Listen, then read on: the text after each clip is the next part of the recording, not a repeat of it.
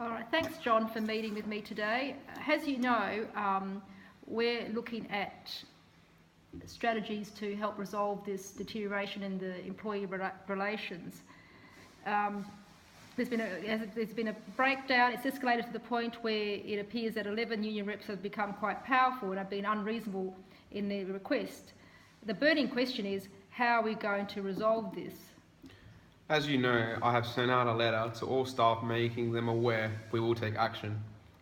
Yeah, I am aware of that. So what we need to look at that is, while that has sent out a message, that in itself is not going to be sufficient or sustainable to get the change in place that we need. What we probably need to do is build on that signal that you've sent out and look at what we might be able to do in terms of negotiating a better position for the organisation and refocusing the organisation on where it needs to be.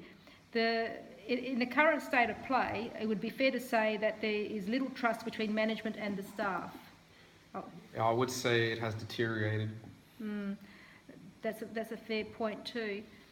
I think what we need to do is we need to really make an effort to refocus the organisation and then have a number of strategies to make sure that we align the organisation to that focus, that strategic objectives for the next 12 months, that strategic intent, and then build a substance around that, make it sustainable.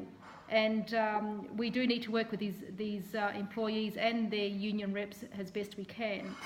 I think the first point of call we probably should look at is developing a clear strategic intent for the next 12 months with performance targets, and have that clearly articulated and translated into operational plans, making sure that the staff, we get buy-in from the staff, we get some reasonable performance targets, and do a whole suite of HR review to policies and standards and job standards and internal career progression based on a merit-based approach. What's happened in the past, where we've just had done a blanket approach and promoted all of our managers from internally, probably didn't reflect a merit-based approach. Let's look at some possible then negotiating strategies. I mean, look, there are a number of different strategies, okay, but we need to look at the most fit-for-purpose strategy. Going in with a hard competitive approach in this situation is just going to cause more disruption. I mean, this is when you go in and you basically ignore what the employees' expectations or wants and requests are. Another strategy of simply us now having released that letter and then just ignoring any further negotiation, I believe is going to lead to further conflict. The most appropriate strategy in this circumstance is going to be a collaborative, principled negotiating approach that is open, where each party's views are considered, and there's some level of understanding compromise prepared to be made by each party to reach a win-win situation. That would be the ideal strategy. All right. However, in doing this, you need to be aware that there's rules governing employee relations in the Fair Work Act, in workplace awards and legislation. There's other provisions in there that protect employee rights, industrial action and things like unfair dismissal. Other legislation also come into play. They're all sitting there in the background, but need to be aware of is legislation around occupational health, safety, anti-discrimination and privacy. These are sort of some of the key legislation provisions and instruments that we need to be aware of. We do need to meet with the unions and occupational health reps and involve them in as much as we can in setting performance targets against the strategic intent. And if we can do that and get them to start focusing on that, there will be a strong advantage over the next 12 months. But these guys are the troublemakers. What would be the benefit? The benefit would be that we use these are still elected union reps from the employees. We will look at engaging an advocate to support in this process. So just so that we don't we try to build the relationship rather than deteriorate it. And while I'm aware that some of these union reps have probably started some disciplinary action around, with them, I think to ignore them is just going to create more conflict And what we will have to strengthen our position is then the HR work that's going to be done around reviewing all the policies and procedures, performance management systems, job standards, recruitment practices, and so forth, and is going to start conflict resolution, how to deal with underperformance. These elements will all be working concurrent to our negotiations, which is going to tie it all up together. As part of this, we need to ensure that staff have sufficient opportunity to have buy-in and consulted, and we need to do staff surveys. A strong communication strategy will also need to be a central instrument in this process.